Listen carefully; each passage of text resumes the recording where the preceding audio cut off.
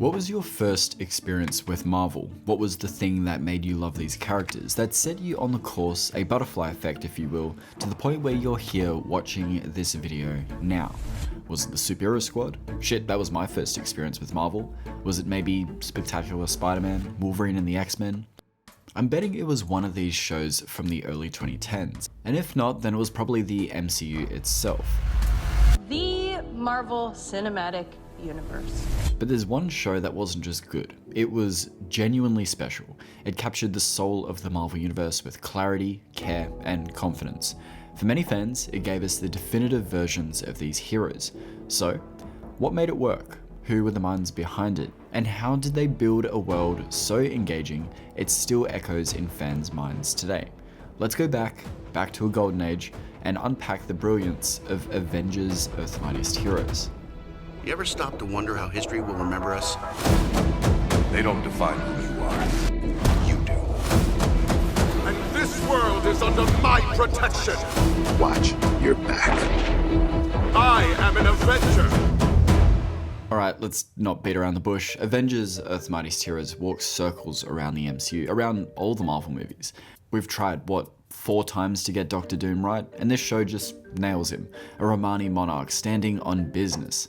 This world is mine to rule, and mine alone. That's Doom. Kang, genuinely terrifying, not beaten by Ant-Man. And Ultron, cold, calculating, terrifying in a way that actually sticks with you. No snark. Clearly you've never made an omelet. No omelet metaphor jokes. Just a machine that sees humanity as obsolete and is willing to act on it. For the extinction of humanity begins now. And it doesn't stop there. Malekith, MODOK, infinitely more compelling than their big screen counterparts. But let's double down. The heroes are just as well written. Jan, the whole time I've been with the Avengers, I've been betraying everything I believe in. I embraced violence, and then created something worse. The Fantastic Four, arguably their best incarnation, scientists and explorers first, superheroes second. The Fantastic Four have put a few bad guys away in here, but we're mostly just out exploring whatever new thing Reed's found. They feel like a family, like they actually like each other. Same with the Heroes for Hire. Luke and Danny's chemistry, spot on. Luke, what are you so happy about? We're working with the Avengers. Power Man and Iron Fist. Kind of exciting. Spider-Man, Beta Ray Bill, War Machine, doesn't matter how short their screen time is, they feel ripped from the comics, fully realized and full of love. But the main cast, that's where the show really shines. Hulk feels like Hulk, a monster chasing redemption, not a punchline in glasses. And now look at me. This is the Hulk as a tragic figure, wrestling with the beast inside. You have no idea what it's like inside the Hulk's head. No idea what I'm giving up to prove the Hulk can be a force for good. When you watch this version, you remember just how badly the MCU botched it.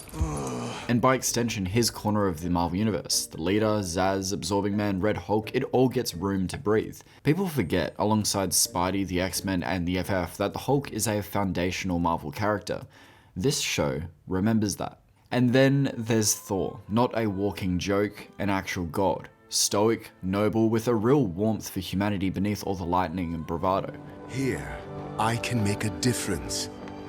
In Asgard, the endless cycle of fighting, it is meaningless. On Earth, everything matters. I am needed here, Balder. Plus, he gets some of the dopest action scenes in the whole series. Compare that to the Waititi films where the drama is usually undercut at every turn, and the difference is night and day. The first season's big finale is a multi-episode journey across the 9 realms to stop Loki. That's mythic. That's cool. You could begin Ragnarok! So be it! And it works because of the serialized storytelling, just like how Clint's arc with Black Widow slowly unravels a deeper Hydra plot. And hey, Clint's actually got a personality here, snark, defiant, full of heart. He's not a background extra, he's got a chip on his shoulder and it shows. Now, speaking of arcs, let's talk Hank Pym, Ant-Man. Maybe the most layered character in the whole show, a hero who doesn't want to fight, whose real mission is rehabilitation, not revenge. Like Reed Richards, his primary identity isn't hero, It's scientists. He's a pacifist in a room full of soldiers, agents and people who have been around war. That tension between compassion and duty is what makes him so damn compelling. He's not loud, he's thoughtful, and that makes his internal struggles hit even harder. As for the others, Vision's introduction is cool, sure, but also meaningful. He's not just a walking computer, he's a character that wrestles with choice. Ultron created me to be perfect. He thought that meant less human, to be cold and unfeeling. I wish to be perfect, but I believe that means to be more human. Miss Marvel is another great addition to Season 2. She's strong-willed, fierce, and has a respect for authority. She's infinitely less obnoxious and big-headed than she is in the MCU. She's a powerhouse, but not a Mary Sue. She has to earn her wins, makes beginner hero mistakes. It makes her growth super cool to see. Carol, no!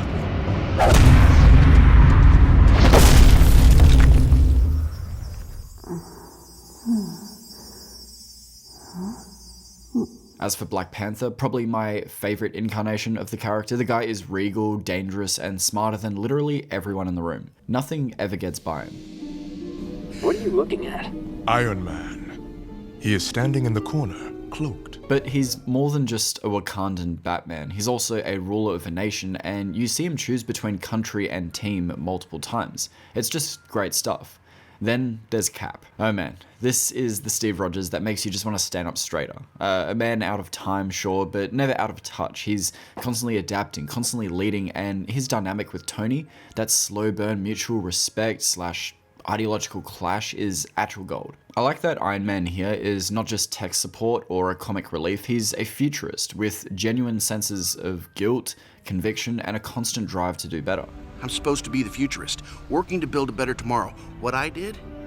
Is that the future I've been working toward? With Season 2, we see the Marvel horizons expand with new characters, new teams, new locations, new species, new races. But we also start to see the core team expand, and I don't mean just literally, I mean as characters as well, and that's best exemplified through Iron Man. At the start of Season 2, he's the same character that we had seen through Season 1, the typical Tony Stark personality. But as things unfold throughout the season, we start to see his worldview shift, it starts to change, as a futurist, as an idealist, whether that's through the Purple Man or the events of Secret Invasion. His worldview becomes more complex, and that's the same for the rest of the characters on the roster.